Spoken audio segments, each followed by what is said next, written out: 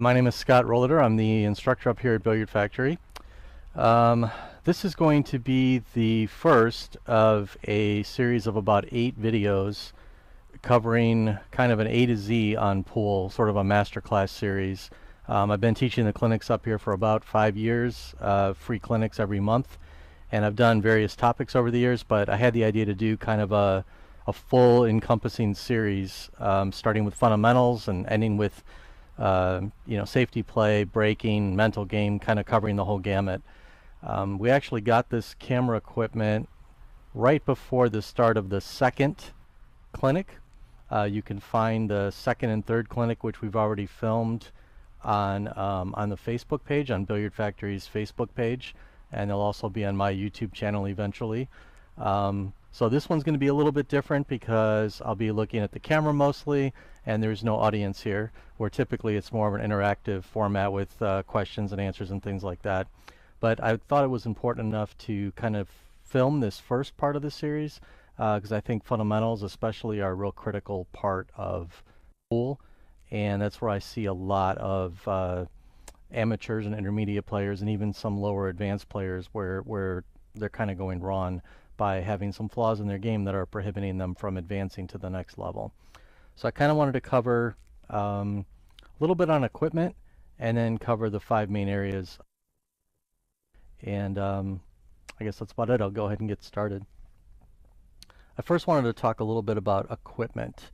I get involved in a lot of discussions and even some sort of mini arguments online about this tip or that shaft or that cue, and I just kind of wanted to talk a little bit about that, especially for some newer players that might be watching this. My recommendation is simply to try out a few things and to play with what feels comfortable. There's no magic formula, there's no perfect tip or perfect shaft or perfect cue that's going to make you play better. You definitely want to have confidence in your equipment. You want to have the feel where, the right weight, where the tip feels good to you, it sounds good to you. But I've seen a lot of people online posting about, you should get a super soft tip, you get more spin, or if you get a thinner shaft, it's less accurate. And, these things from a physics standpoint have been proven to be not true. There are very, very, very minor differences in tip hardness as it relates to deflection or relates to spin, and there's also some very minor differences as far as tip shape and the level of accuracy you can achieve.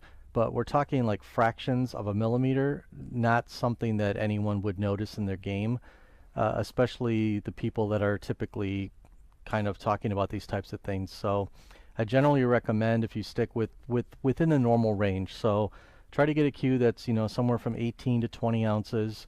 Again, if you like something a little lighter, a little heavier, that's fine, but try to stick in that normal range. Most people should probably play with like a soft or a medium tip. They hold their shape pretty well, and all tips harden up over time. So a soft tip will end up turning into a hard tip over a period of months or years. So, and that's typically when they need to be replaced. So again, as long as your tip is shaped like a nickel or a dime, and it's not so hard that it's all glazed over and doesn't even hold chalk anymore, you will be able to get all of the spin and all the draw and follow and position and everything that you need out of your cue. I've played with $50 cues that are here in the store. I've played with $5,000 cues. There's no difference as far as accuracy or what I can do with the cue ball. About 5 or 6 years ago, I actually bought about 6 different shafts to try out, and I played with them for about probably 4 to 6 months in tournaments, in leagues, gambling, everything. And I had good success with each one of those shafts at different points in time. And that was kind of my own self trials to prove to myself that yes, there were differences in deflection. Yes, there were some slight differences in the sound and the feel of the cues. But as far as actual execution, or I would say negligible. So I just kind of wanted to put that out there. Again, the low deflection shafts, the carbon fiber shafts that are out there, they're definitely improvements for various reasons. They're not a necessity to shoot high-level pool. Some of the top Asian players in the world are still using standard maple shafts that are not even low deflection and obviously doing quite well with them. But I think the newer modern player. I think the carbon fiber offers ding resistance. It stays smooth all the time. It's warp resistant, or it just and gives you a nice consistent feel all the way around. Certainly low deflection. Even some of the more inexpensive cues have slight upgrades to them where you can get a low deflection shaft, and the low deflection shaft is just going to minimize the range of angle spin that you have to compensate for. So where a regular shaft you may have to compensate up to 2 inches or more, low deflection shaft's going to keep it more in the half range, and so it's just a little easier to get everything right with that. That's about. I'm going to check my list here since I did this 3 months ago originally. Everything. I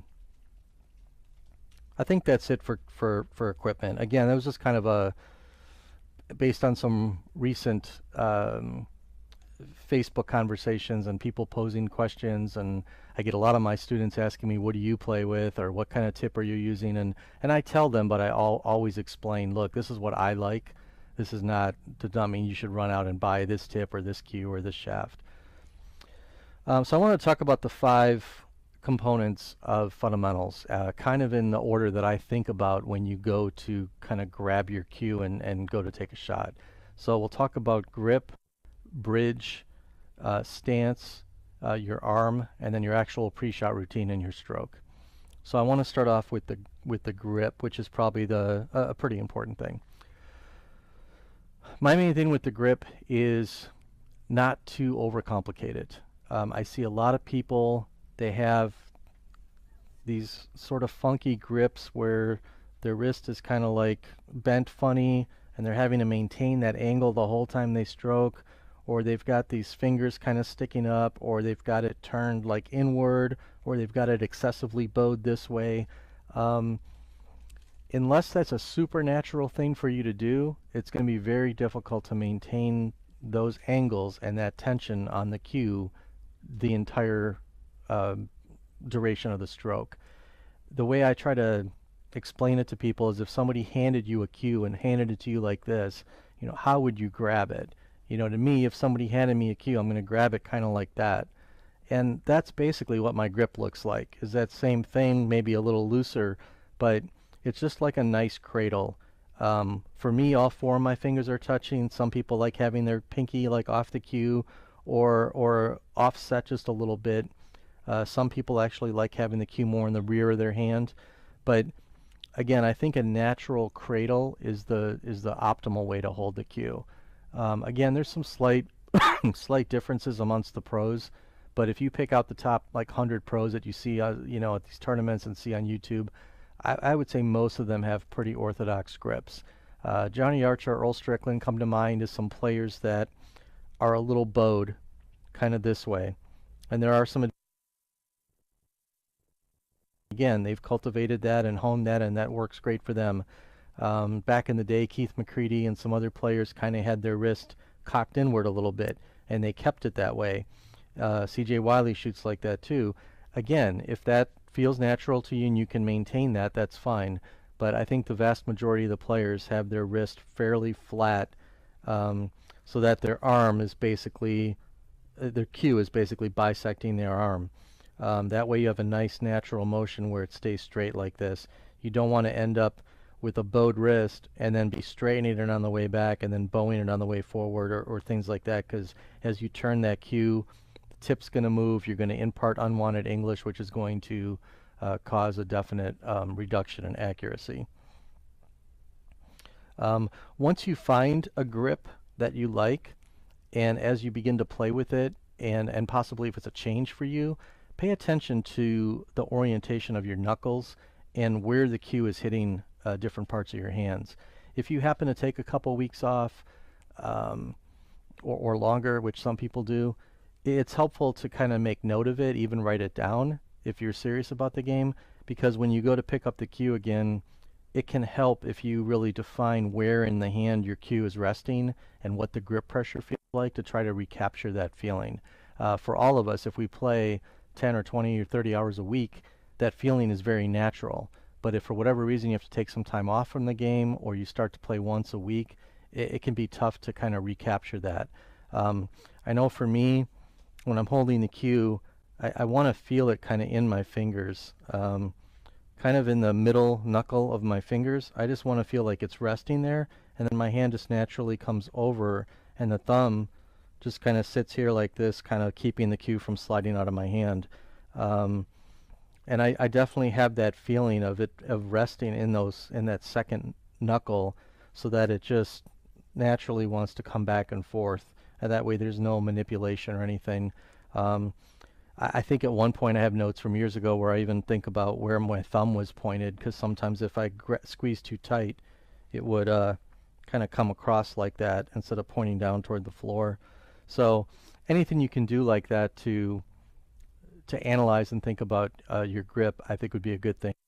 You can always even prop your phone up somewhere and get in front of it and make some grips and kind of compare yours to what you see people doing on YouTube, and see if there's some, if you have movement like up and down or side to side, you can kind of work on fixing that. I'll kind of show it in this angle so that you can see my grip. But one thing you could do is get down and take your practice strokes and then come really, really back slow. And you can really feel those fingers kind of butterflying out as they release and you come up into the front part of your hand. And then as you come through, you want your hand to release and come back to the back part of the hand. So what you generally want to see when you come through is your knuckles angling down. If they're angled like that, that means you held onto the cue and you likely squeezed the cue on the way through. So you want a nice relaxed finish.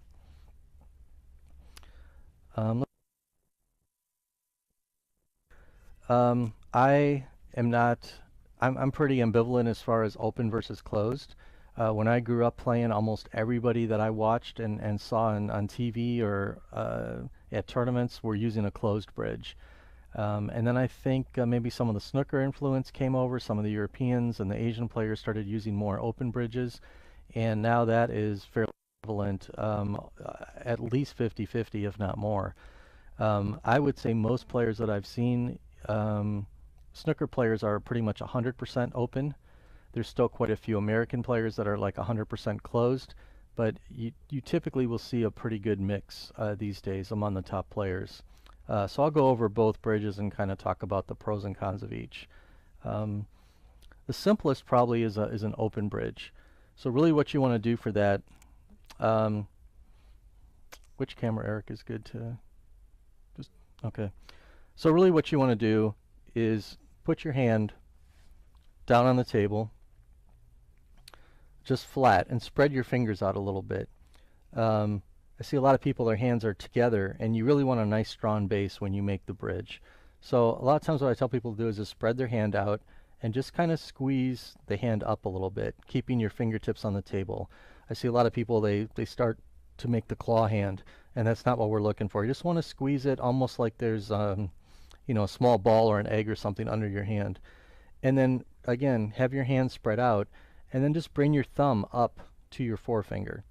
That will create a nice, and if you can have your thumb where it's kind of angled up, some people even bend it. I can't do that because I broke mine too many times, but just have it up like that. That'll create a nice deep V channel for the cue to rest in. So again, if I'm flat, I squeeze up a little, bring my thumb up, spread my fingers out, and I turn my hand a little sideways. You generally don't want to go this way because the cue will run up against this fleshy part of your thumb and it will often stick. So if you turn your hand just a little sideways, just like that, I've got a in. One good advantage of the open bridge, number one, it's very simple, very relaxed feeling. It works in a lot of different situations, and you can see the entire length of your shaft as you're aiming. So when I get down like this, I can see, especially if I'm low on the cue, I can see right down my shaft all the way to the cue ball and kind of use that as an extra aiming point. If you use the closed bridge and your bridge is normal length and you stay low on the cue, your top knuckle actually gets in the way of your view, and you only seen maybe the end 2 or 3 inches or so of the shaft. Now if you stand a little more upright, that's not a problem, but again, I think that's one of the big advantages of the open bridge. Now, talk a little bit about the closed bridge. It's basically a very similar concept, except the thumb, instead of forming a V with your first finger, is forming a V with the middle finger. So again, you want to still kind of squeeze up a little bit, spread your fingers out, and bring your thumb up to where your middle finger is. And for most players, you'll see their middle finger will actually come out to the side like this somewhat. Form that V, and then you want to put your cue in that V and then wrap your finger around. Now, based on the size of your hands, some people will wrap their finger all the way around like this, around their thumb. Some people will put it on the tip of their thumb. Some people will actually press really hard and kind of create a really firm a bridge. I've even seen people that can put their front finger on top of their middle finger. Whatever works, as long as you have it firm, but not so firm that you're restricting the movement of the cue. You definitely don't want to see a lot of white space though around the shaft, maybe just a little, but you don't. I see a lot of people with closed bridges that kind of look like this, and that's not really doing anything when I can move the stick all around like that. You really need it to be more snug. So again, the closed bridge, I'll do it kind of slower here and then around, and then that would be what that would look like. Now, for most people, the advantage of the closed bridge is that they feel more secure with their cue, especially for people with poor fundamentals. When they squeeze on the way through, if I use an open bridge and I shoot kind of hard, it would look like that because I'm squeezing. But if I close my bridge, you know, it can't go anywhere. The cue may come down and hit the table, so it looks a little better. People get scared of their cue flying up in the air. Really, I can hit a fairly hard shot with an open bridge,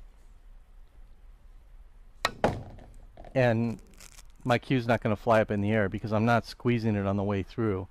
So it's actually a good training technique if you want to try hitting like kind of some draw shots or some power shots with an open bridge. You should see if your cue comes off your hand or flies up in the air. It kind of tells you that you have excess tension in your grip hand. You want, with your bridge, another important thing is to try to keep as much of your hand on the table as possible. I see a lot of people with their bridges and they raise them up in the air like this. Anytime you do that, you may have to do that to get around a ball or something, but for a normal shot, you don't want to raise your palm off the table. You want to try to keep the fleshy part of your palm, as much of your hand as you can, on the table. Kind of spread your fingers out as much as you can just to form a nice secure base. So again, with an open bridge, don't come up like this. You know, keep that part down on the table, and so you're like this or like that.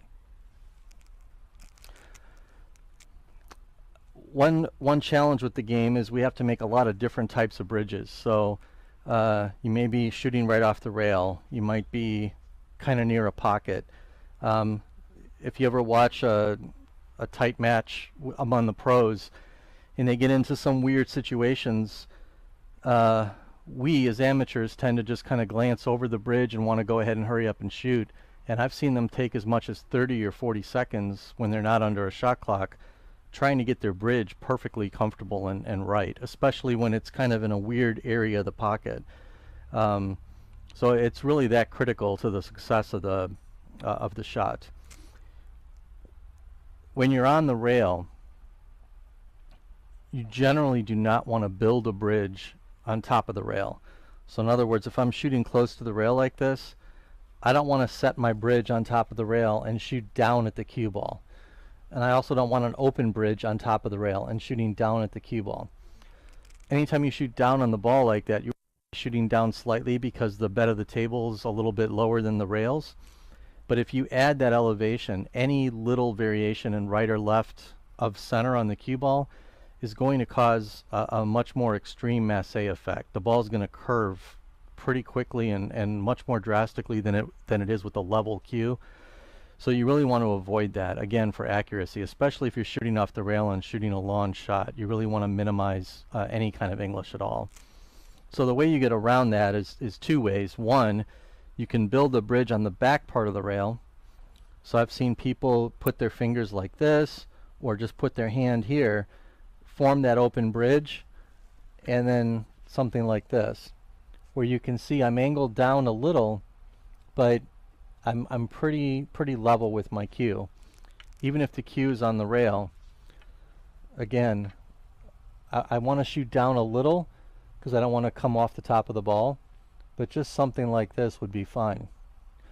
The other bridge that I like a lot, especially if the cue ball is a little bit off the rail, is to keep it nice and flat on the rail. Put your hand next to the cue where your thumb, where it's riding along your thumb, and then move your fingers, your middle finger over as another point of contact, and then push your front finger over and squeeze kind of from the other side. So that way you have your thumb, your middle finger, and your forefinger, and you have 3 points of contact. And that way from here, I have a nice smooth bridge, and there's no extra elevation. And it's much easier and much more relaxed than trying to even do something back here. So I would definitely recommend those types of bridges off the rail. As far as the length of the bridge, I would highly recommend, especially for beginners or intermediate players, to kind of stick somewhere in about 8 to 10 inch range. Most top players have a little longer bridge, and 11, 12, 13 inches sometimes even. You'll see a few even a little bit longer. I think with today's game, like if you're playing 8-ball or straight pool primarily, you could probably get away with even a slightly shorter bridge in the 6, 7, 8 inch range. But I think most players today are more, you know, at least 10. You want to have enough of a backswing, enough of a bridge where you can make a nice backswing and accelerate smoothly into the cue ball, but you don't want it to be so far away like this that you come all the way back and it's really hard to return the tip back to the center of the cue ball or wherever you were aiming. So for accuracy purposes, like I said, it's good to keep it around 8 to 10 inches. On a 9-foot table, the diamonds are 12 1/4 inches apart, so that's a good it's a good way to gauge it if you're looking for like an 11 or 12 inch bridge if you're a better player. If you're trying to do an 8 to 10 inch bridge, you know, grab a piece of paper, put a piece of paper down next to the cue ball where the leading edge of the paper is right here, and then the paper would be like this, and you can form your bridge right at the end of that paper and visually kind of see how long it is, and you can mark it even and build yourself kind of a little practice station to check, because it's very difficult when you're shooting to, especially when you're down in this area. That can look like it's pretty good, but then you get up here and realize exactly how long the bridge can get.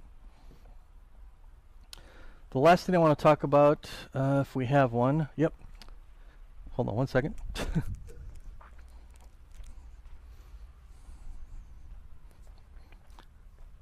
So the last thing I want to talk about is the mechanical bridge. I very rarely use this. I learned to shoot left-handed, and I probably use a bridge maybe a few times a year. But there are a lot of people, if you know, younger people or people that are a little shorter, or people that maybe can't stretch quite as far, is something that's very important to be able to use the mechanical bridge. So there's a lot of good videos on YouTube on this, especially from some snooker players, and those are the ones I would recommend you watch, because with the snooker table being 6x12, they're using the bridge and even a super long bridge a lot. And you can see the guys on the tour today and the women on the tour today that have that snooker background because they're very, very proficient with the use of the bridge. So I'll just go over it in very slight detail. Number one, I would recommend you rest the bridge on the table. I see a lot of people trying to hold on to it. The only time I would recommend you hold on to it is if you're shooting a type of shot where the cue ball is going to come back at you, and you're going to need to move the bridge out of the way, otherwise you'd possibly foul, depending on the rules you're playing with, because the cue ball could come back and hit the bridge. So something you see most people do is actually put the cue in the bridge, slide both things together at the same time, put the bridge down on the table and kind of hold it with your non-shooting hand, and then line up your shot, kind of before you get down. And most people, it's essentially a sideways stroking motion. So normally we're stroking like this. With the bridge, we're doing it that way instead, but we still want our arm to be kind of 90 degrees to the shot. So I'm going to hold it kind of sideways and get down here like this. And just take small strokes. Try not to be too far away from the ball. Get it pretty close. And just like this, and down and forward. And like I said, I'm absolutely horrible with this. It's very easy to, for me, what happens is I'll exaggerate, I feel like I stroke like that, like in a semicircle. And so I have to like really concentrate if I do this. And like I said, I do it a few times a year probably. That was a little better. But I almost have to feel like I let go of the cue, otherwise I start to steer it around as I come through.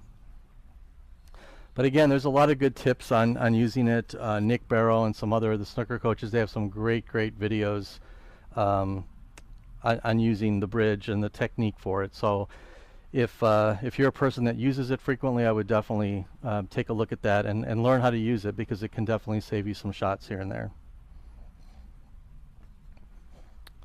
Next thing I want to talk about is stance. Again, the way I teach and the way I've learned over the years is there's a lot of different ways to accomplish things. I think there's principles that need to be adhered to, and there's preferences. And in my opinion, a lot of players and some teachers I've run into, they confuse the preferences with the principles, and they want people to do things a specific way because that's the way they do it. And I teach people that are, you know, tall, short, you know, have bad knees, blind in one eye. You know, there's all kinds of different variations that can be out there, and one stance is not going to be suitable for every single person. So you have a wide range of things. The main thing is you want to be balanced, and your stance has to support your body getting into a position where your shoulders and your arm are aligned to the shot. So let me talk a little bit about a couple different types of stances. The first one would be an open stance. And an open stance is kind of what you see the snooker players doing. It's a very traditional stance for them. And that would be where you're square to the shot.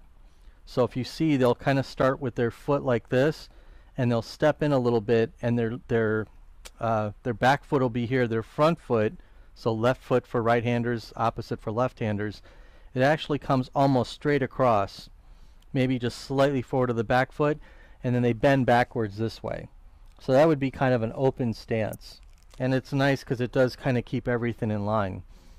Most American pool players use what I would call a closed stance, or somewhat of a closed stance, and that's where instead of being square to the shot, you're actually kind of maybe at a 30 or 45 degree angle to the shot. I generally don't promote people trying to be in line with the shot like this. First of all, it's really hard to get your body out of the way, and it's, second of all, I don't think you're very balanced. I could come over to somebody that shoots like this and kind of lightly push them and tip them over, or at least off balance them. So generally you want to see about maybe a 45 degree angle. So again, I would have my back foot here, and I would kind of step into the shot a little bit, and you can see my body would be like at a 45, maybe 50 degree to the shot. And then that way I can kind of bend over and twist and get myself in alignment on the shot. You generally want your back foot to be in line with the shot. I've seen people that have it maybe a little bit over or a little bit on the inside. Again, that's going to depend on how you bend and your body type and things like that. Generally, you kind of want the ball of your foot or your instep somewhere around there to be on the shot line.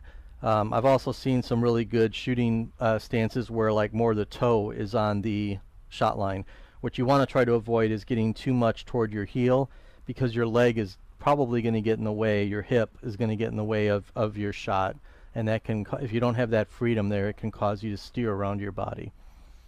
So again, if I was measuring this, if I look, my front foot is going to be, the ball of my foot's going to be right over my cue, and then I could step in and be pretty balanced and be pretty set to go. The traditional method is to sort of keep your back leg straight and your front leg bent. So that would look something like this. I would come in and straighten my back leg, and you can see I have a bend on my front. There are a number of good players that have both knees kind of bent, like a athletic type stance. I've also seen some mostly taller players that have both legs straight. Again, I think any of that is acceptable. The main goal is to be consistent with it. I think the main reason for the back leg to be straight is it promotes a little bit extra consistency. If I'm shooting with both legs bent and I play in a 6 or 8 or 10 hour tournament, if I get tired, I could slowly start to be bending a little more, and it'll change a little bit where my body's positioned, where if I have that back leg locked, it's always straight in relation to where my hand is. But again, whatever's comfortable. I've worked with a lot of people that straightening your back leg a lot of times will also rotate your hips out of the way a little bit. But I've worked with people that have bad knees, and it's painful for them to straighten their knee, so they have to kind of get into that position in a different way. Another thing I see people do when they're shooting, I'll kind of demonstrate it this way,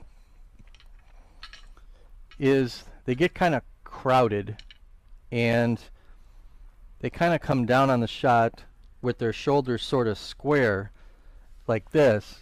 And if you see what that looks like, my hand is really close to my body, and usually my shoulder is way over here. Ideally, the shoulder and the upper part of the arm should be over the cue. So a couple different ways to accomplish that. You really want to feel like you're like drawing a bow. And if you see, if I sit like this and I'm looking at the shot, if I go like that, it brings everything in line to the shot. So it does hurt a little bit when you're not used to doing that, especially if you're trying to stretch in that position.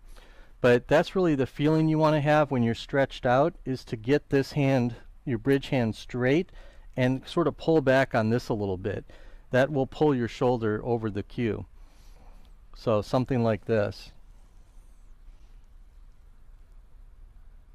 And for you to do that, a lot of times you kind of have to bend from the waist and go this way, and then kind of bend over the shot a little bit, and then your head's got to turn this way a little bit as well to keep that over the cue. So it's not a super natural position for everybody. Some people get into it very easily. I've worked with some beginners that have excellent setups, but then for other people they have to work at a little bit. But it's definitely something that you need to, again, look at it in a mirror, have somebody video you, prop your phone up on the side of a table, and take some views from the front and the back. And again, just compare yourself to the people you see on YouTube.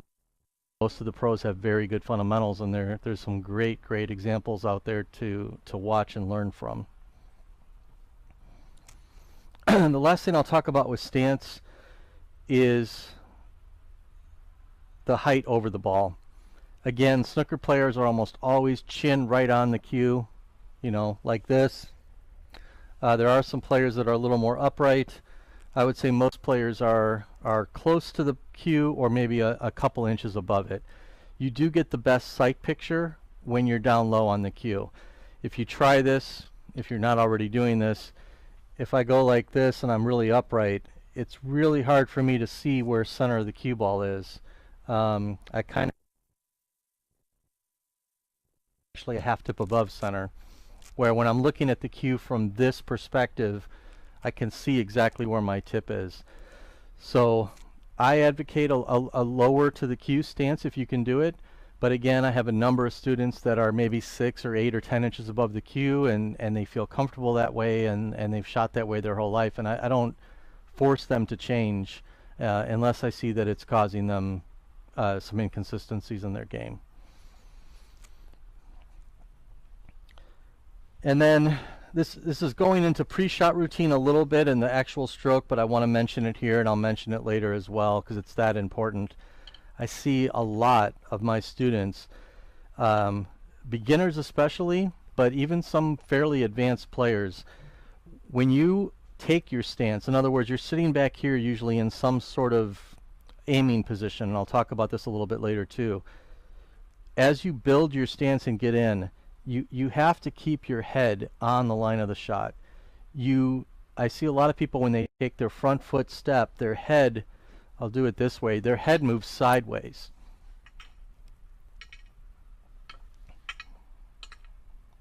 So again, if I have this shot, if I'm standing here like this, when I take that front step, I see them go like this. And now their head just moved like a foot to the left. And then as they bend, they're bending back into the line of the shot. And so they're having to reacquire the shot line on the way down to the shot. And sometimes they get it right, and sometimes they get it wrong. Almost every pro I've ever seen, if you watch, Jerry Bryzath, who's one of the top teachers in the country, he called it chin lock. If you watch, when I'm sitting like this and I'm looking at my shot, my head needs to be on that shot line the whole way down. Doesn't matter what's going on with my arms, my shoulders, my body, it has to stay on that line the whole way down. So if I start out sort of in the center, that means I have to move in and move my feet underneath me to get my back foot under. Most pool players stand kind of at a diagonal so that they can just sort of step their front foot and come in that way. Other people almost lean over on their right leg. So right now I have my back foot on the shot line. If I stood square, my head's way over here, but the shot line is over here. So I have to kind of stand almost where I can lift my leg up and just have all my weight on my back foot. But now I'm leaned over, so now I can come right down on the shot and be in good position. So I had one player I think I worked with maybe a year ago. He was a 6 in APA, and this is not a normal practice that I expect to achieve with a student, but I would say in one 45-minute to an hour lesson, he went from like a 6 to a 7 just because his head was moving so far to the left and he didn't realize it, and he was compensating for it the whole time he was playing. And the minute he fixed that and continued to work on it, I mean, he went up a level almost immediately. So it's that important to be aware of your head position. So the last two things I want to talk about are aim and stroke. So, sorry, arm and stroke. I just looked at my notes, it was wrong. So the arm is, I think, fairly simple. It's hard to get perfect, but because it's hard for you to see exactly how it looks. But that's, again, where using a camera, having a buddy tell you is a great thing. But really, when you look at it from the back, you really want the cue to kind of bisect your arm, ideally. Again, sometimes people are a little bit over, a little bit this way, but ideally you want it to be sort of in line. If it stays in line, it's very easy to keep it on line and to return it back to where you started. You also want your arm this way to be basically a 90-degree angle to the cue. So something like back here, almost no good player does that. I can't think of a single player that holds it too far back. There are some good players that hold it slightly forward of 90 degrees, and that's okay if it's slightly forward. But again, you don't want to be up here.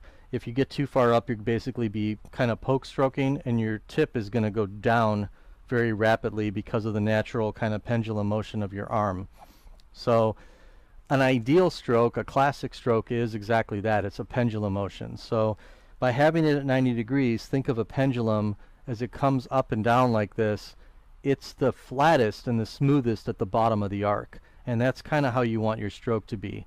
So that if you have your arm at 90 degrees, as you come through the cue ball, it's going to be a nice flat line for that couple of inches right around contact with the cue ball.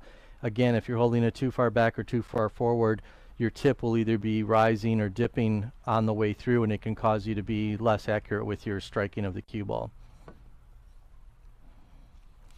Again, like I said before, I don't advocate trying to angle it in like this or angle it out like that. You typically are going to have to hold it in that position, and that's not natural. What's natural is if you just have your arm loose and your elbow's here and you hinge from the elbow and just come straight back and straight forward. That's the easiest, most repeatable motion. Again, the arm is fairly simple to talk about. I work on it quite a bit with my students, but from a conceptual standpoint, it's pretty straightforward. The last thing I want to talk about with the arm is elbow drop. Again, there's some schools of thought out there that talk about elbow drop and, oh, you should never drop your elbow. I will agree with them that dropping the elbow doesn't necessarily inherently add anything to the shot, because typically the elbow drop has happened after the cue's already hit the ball and it's gone. However, it's quite natural for players, myself included, to have a little bit of elbow drop as your arm extends through the shot and follows through. So again, as long as I don't see anybody collapsing during the actual stroke, like as they're hitting the cue ball or before they're hitting the cue ball, I think it's perfectly fine if you do something like this. You come back, you hit the cue ball, and then your elbow drops a little, and you kind of extend your cue a little. There's no reason to artificially extend your cue. I see people, sometimes they do something like this, and they try to really like force it out there. There's no reason for that. You just want a nice normal 4 to 6 inch follow through, and something like that. And you can see my arm probably did drop a couple of inches just because that feels natural for me. But I can also shoot and kind of keep my elbow pinned if I need to. Keeping it pinned and not dropping it is super important when you're shooting like kind of jacked up shots and things like that, or jump shots, because if you're shooting and you collapse, your tip actually raises. But again, if you were able to hit the ball and then collapse, it's not as big of a deal. It's just much easier to collapse before you hit the ball when you're elevated like that. So again, if there's a slight elbow drop after contact, I don't see anything wrong with that. I wouldn't necessarily hone that action, but if it's there naturally, I would not try to get rid of it. Okay, so I'm going a little much quicker here than I did when I taught this the first time. Again, I usually have about 25 to 30 people here, and there's some questions and some more interaction and things like that. But I think I'm hitting all the points. I tried to make some notes of the things I covered the first time I did the clinic. Again, there's some other videos out there. There's a lot of good stuff. There's some not so good stuff. But there's quite a few people out there that have some videos on YouTube for free that talk about different things of fundamentals. If you can get some very excellent books. Phil Capel's series, any of his books are great. Robert Byrne, Mark Wilson has a great book. Jerry Bryzath has a great DVD. He goes into a great detail on the fundamentals, and that's really where I learned a lot of theory from as well. So I would recommend those sources if you want to kind of really dig into the more technical aspects of some of this. But pool fundamentals are critical, but they're not quite as complex as, let's say, when you're thinking about the tennis swing or the golf swing, just because there's a little more moving parts, and the parts that are moving much faster. So I always kind of think about, like with pool, it's kind of funny that it's such a simple motion.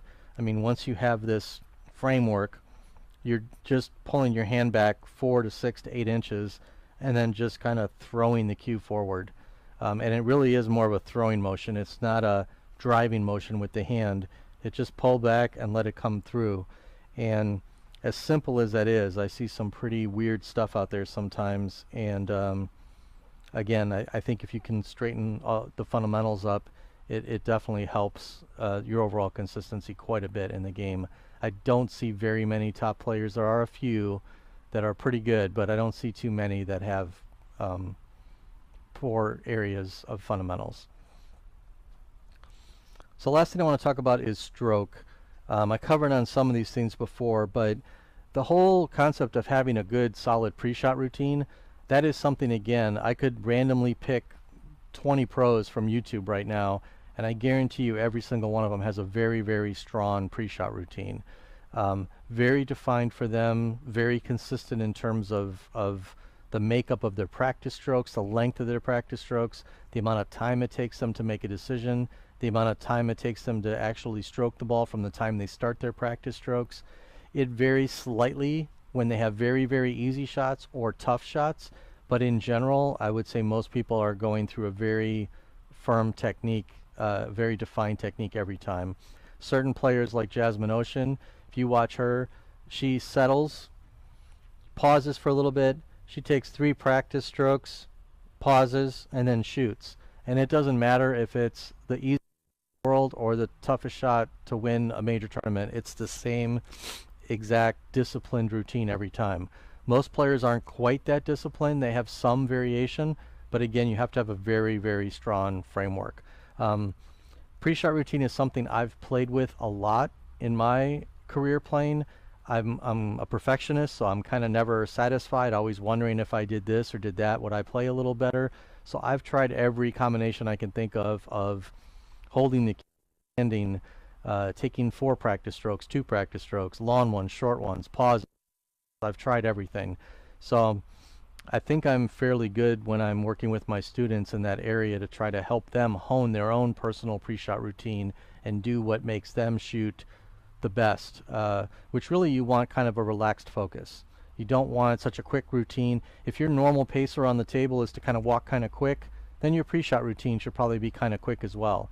If you're kind of a slow, methodical person, then your pre-shot routine should be kind of slow and methodical. I don't find too many people that kind of have a hyper-type personality that have a really slow pre-shot routine or vice versa. Even someone like Ralph Souquet, who has a very slow, methodical approach around the table, he may take 15 or 20 seconds walking around the table looking at his shot from 3 or 4 different perspectives, but when he gets down to shoot the shot, he's fairly quick about it. So he just found over the years that he likes taking that extra time to kind of feed all that information into his brain before he shoots a shot. And I think for him it helps him minimize some of those silly mistakes that we all make. So again, for me personally, for my pre-shot routine, I can do a couple of different things, but if I'm shooting a shot like this, again, I want to stand away from the table somewhat. So when let's just say I have something simple like this, these 2 balls. So all I really need to do is make the 4 ball and just follow forward a little bit to give myself a little better angle on the 5. I want to do my aiming and my thinking about my speed and my spin and my everything from away from the table. I don't want to be crouched up here. I want to be like a step back, no closer than 1 full cue length away. And a lot of times you'll see people kind of air stroking their cue while they're thinking. It kind of helps keep them loose. That's perfectly fine. It's also fine if you want to sit here like this and just stare at it. But in general, you don't want to get too sedentary and just kind of stagnant and looking at something. You'll see a lot of players, they chalk their cue, they walk around the table like this, and they come back. I find that if you stand still for too long, it definitely can increase your nerves over the shot. So let's say I'm here and I've decided, okay, I know what I want to do. So I'm set. So this is my set position. And for me, I like having my hand kind of near my hip. If you notice, as I come into the shot, my hand doesn't have to move much. Right where it's going to be because I stand about a cue length away from the ball. Now if you stand further and you take a step in, it's still the same thing. You kind of want your hand somewhere around your hip. I don't see too many people holding their cue out like this or that away from their body, and when I see my students do that, I do encourage them to try to get it down somewhere around here, kind of a relaxed manner, because it just adds to that consistency. The whole goal of the pre-shot routine is if you're standing here and you visualize that line and you have your aim perfect, is getting your body to wrap around the cue and to get the cue on that line. So if I were to put my cue like this and I can see, okay, that's the line, I have to now get from a standing position to a crouched in position around my cue. And the better I can do that and the more consistently I can do that over and over and over again with practice, it really minimizes mistakes. You automatically get on the line. You don't even have to think about it. So when I'm here, I want to kind of set, and then when I come in, a lot of times people will set at the cue ball before they take any practice strokes. I've also seen some players that kind of start stroking right away. Again, either one's okay. Me personally, I've tried both, and I like to have a slight pause at the cue ball. I find if I start stroking, it's a little too easy to end up pointing a slightly different direction than I started with. Realize it and end up, for me, losing a little consistency on the shot. So for me, when I come in, I'm like this. If I'm hitting center ball, I want to make sure my tip's at center ball before I make any strokes. So here, and then I might make 2 or 3 strokes and pause. You might want to take 1 or 2 more, whatever your rhythm is. but you want to have a nice set pause before you take your final stroke. That is almost always universal among top players. Efren's one of the most famous ones that did not typically do that. He would almost launch into his final stroke after one of his warm-up strokes, but again, that worked for him, and he did it that way for years and years. You certainly wouldn't want to change that. But for most people, you want to set pause before you take your final stroke. So again, I would come down, take a couple strokes, confirming my aim, kind of loosening up my hand, whatever my routine is, pause, and you want to come back and stroke forward. And you want to pause at the end as well. Especially when you're learning the game, you want to kind of freeze a little bit at the end. You want to watch and see, did my tip go to the left? Did it go to the right? Did it come up in the air? Did I feel my hand flinch? Did I make the ball? Did I miss it to the right, miss it to the left? All that feedback is going to help you develop your game. If you don't pay attention to your misses, you don't try to analyze your misses and critique what you did, it takes much longer to get better at the game. Really every shot should be adding to your mental computer of shots you've shot in your life, good and bad, and that's how you learn to kind of aim and to do things the right way. When you have certain shots and you've missed them 30 one way, you try another way, and then you make it that way, and then you try it another 30 or 40 times and make it, and so now every time you see that shot, you just know to shoot it that way. So that's really critical, is to have a good, strong pre-shot routine. Again, and that starts with standing behind the table, taking in all the information, walking the table if you need to. If I had a shot,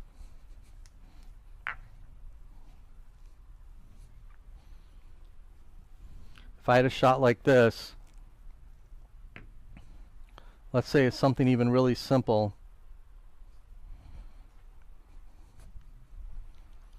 Shooting these 3 balls in order, and let's say I land it right here, and I get down and I come down and I shoot this ball.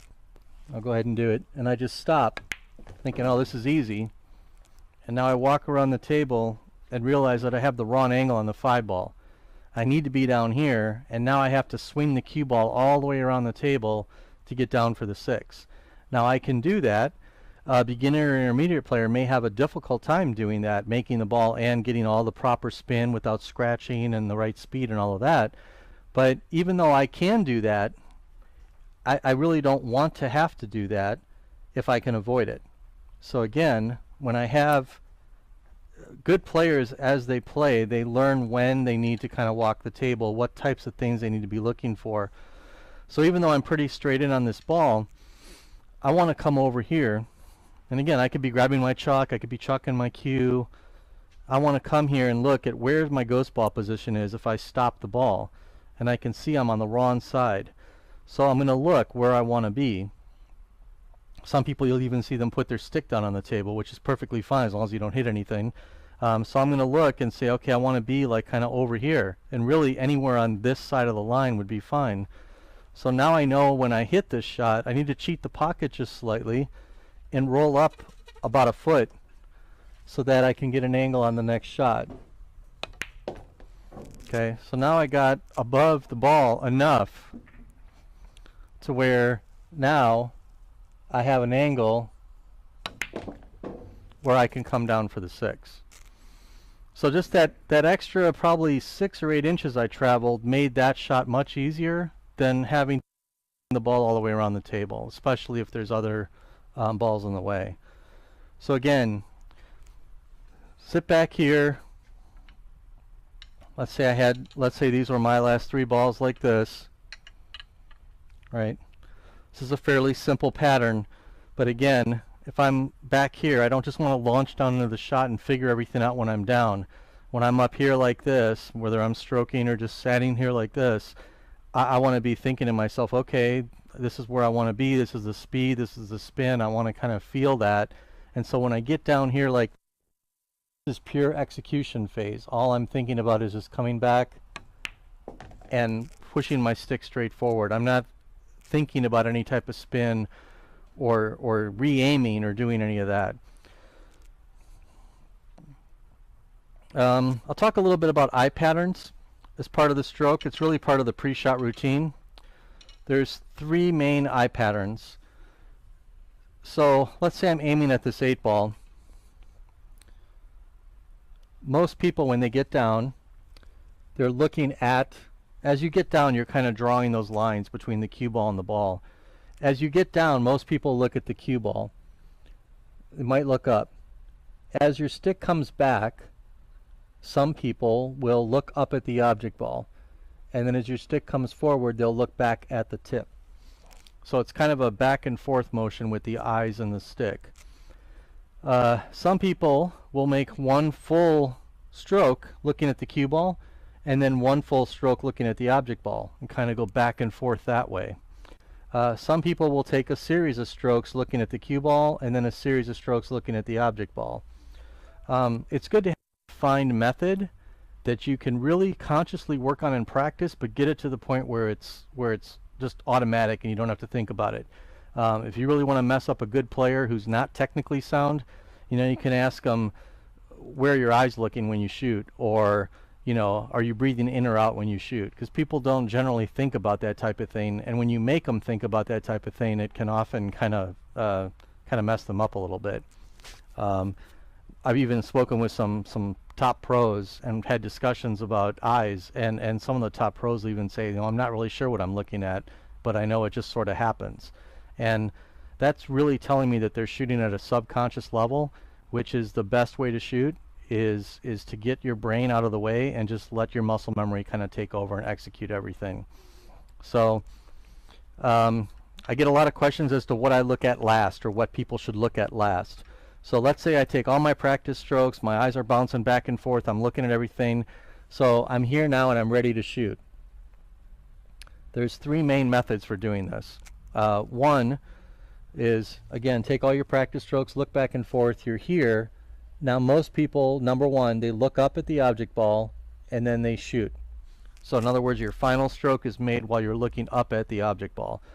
That gives you a target to kind of shoot at, and a lot of people are comfortable with that.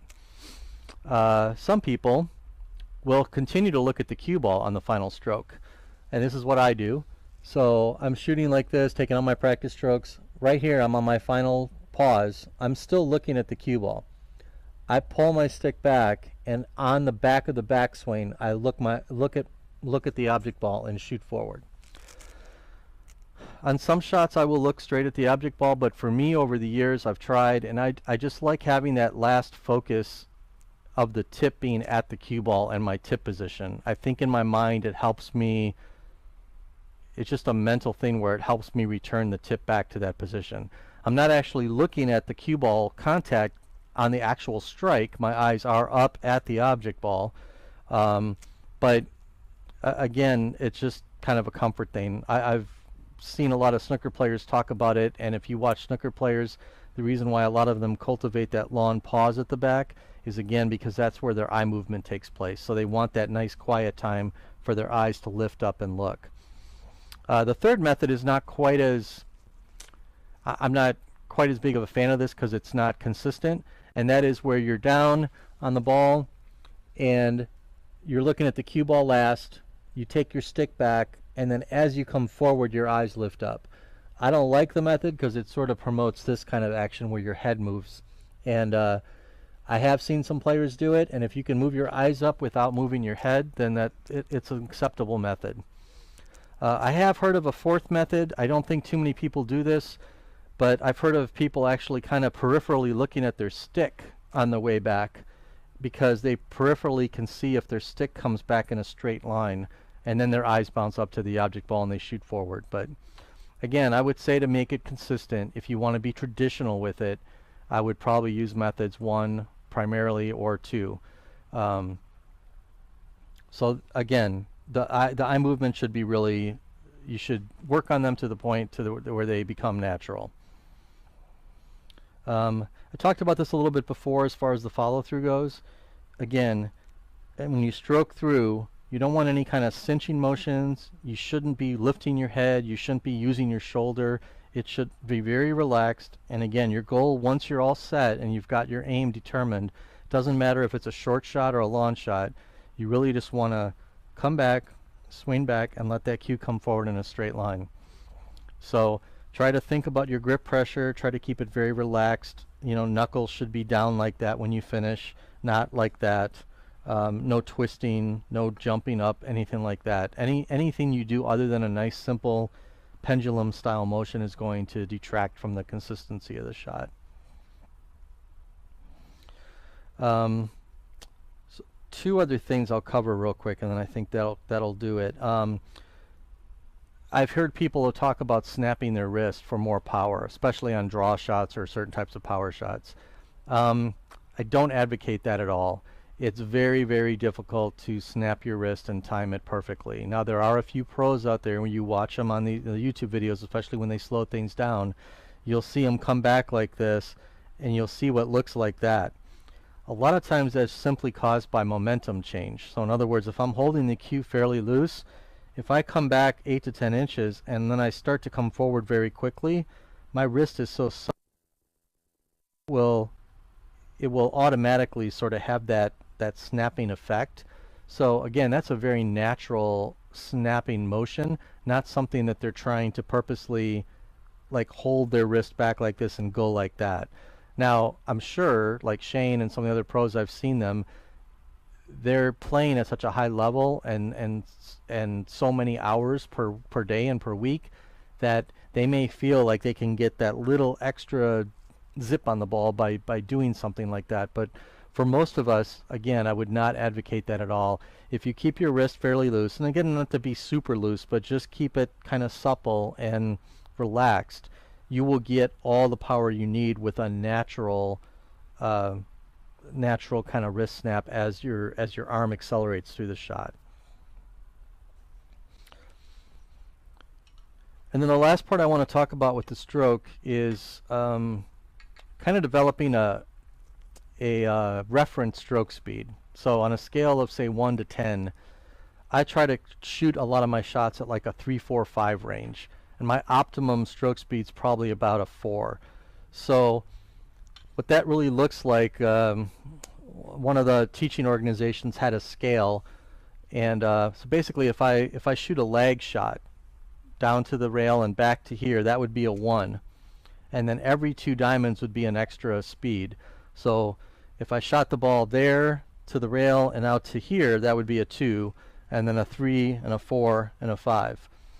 So again, for me, I'm somewhere probably between this 3 range and this 4 range. So if I'm shooting a shot, something like that is how I'm going to actually shoot the ball. So that would be, again, right in that 3 to 4 range. And what that looks like is, again, if I'm shooting this shot,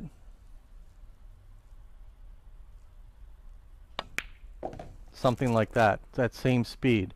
Nice and soft, controllable. There's no reason to develop a real punchy or hard or firm stroke, because if you start doing that on every shot you shoot, you're really shrinking the effective size of the pocket. If you hit the rail or anything on the way in, it's going to cause a miss, especially on a tight pocketed table.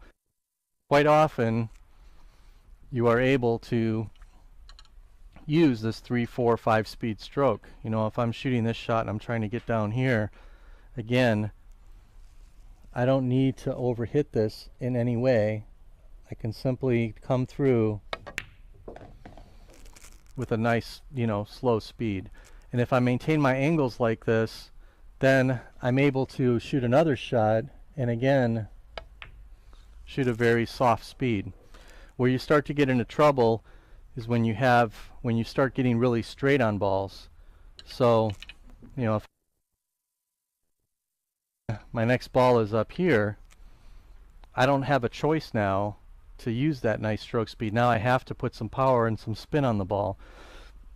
Okay, so now if I hit it smooth, I won't get all the way up there. So I'm still going to try to hit it smooth, but I have to kind of accelerate through the ball a little bit more to get it up in that area of the table. But if I was able to manage my angle properly, instead of being here, I would rather be like this, and then it's much easier. Now I can use that normal 3 to 4 speed stroke and get all the way up table with very minimal effort. So again, when I did this the first time, I had a lot of questions. We kind of covered a lot of things that people wanted to know, but that really kind of hits all of the main points I wanted to hit. The main thing is to really focus on your fundamentals. It's a super critical part of the game. I would say for probably 90% of the people that come to me that want to work on things like aiming or English, it's not usually their aim or even their spin that's the problem. It's almost always fundamentals. And I have had tons of students that have complained about wanting to learn an aiming system or wanting to work on certain types of shots, and again, I would say about 90% of the time it's attributed to fundamentals. It had nothing to do, it's alignment, it's stroke, it's not being consistent and moving in a straight line, and when we fix that, then all of a sudden their aim isn't a problem anymore. Their actually aim was okay. So really work on this. Like I said, there's a bunch of other resources out there you can look at as well. And like I said, we've got the other couple of parts of this already filmed, so please continue on and watch the rest. After this section on fundamentals, the next one is on shot making, which will really show you everything you need to know about actual aiming and making balls and effective pocket sizes. I talk about combinations, caroms, billiards, everything that you need to know to kind of put the ball in the hole, so to speak. And the third class was on English, so I cover everything on follow, draw, spin, using compensations, using different systems to shoot with English. And I also talk a little bit more about the pre-shot routine and the stroke in that one. And like I said, I'll continue on. It'll be a total of an 8-part series with probably about 10 to 12 hours of instruction. So hope you enjoy it. Thanks very much.